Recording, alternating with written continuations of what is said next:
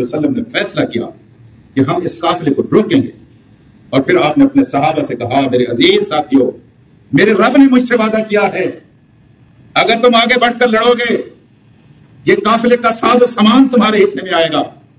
اگر یہ ساز و سامان نہ آیا تو اللہ تعالیٰ کافروں پر تمہیں غلبہ عطا کرے گا۔ ابو بکر نے بھی رائے دی، عمر نے بھی رائے دی، یہ مکے سے آئے ہوئے مہاجر تھے رسول اللہ صلی اللہ علیہ وسلم کے ساتھ، آپ چپ رہے۔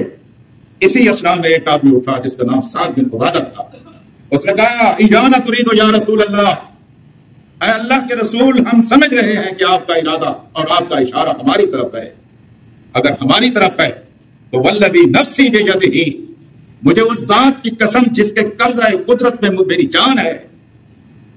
امرتنا ان نخیض البحر لاخذناھا، اے اللہ کے رسول آپ ہمیں سمندر میں کود جانے کا حکم دیں گے تو ہم سمندر میں کود کر آپ کو دکھائیں گے۔ محمد رسول اللہ کا چہرہ خوشی سے دمک اٹھا۔ اب یہ نوجوان بیٹھا تھا، مقداد کھڑے ہوئے بن اسود رضی اللہ تعالی عنہ، کہنے لگے یا رسول اللہ،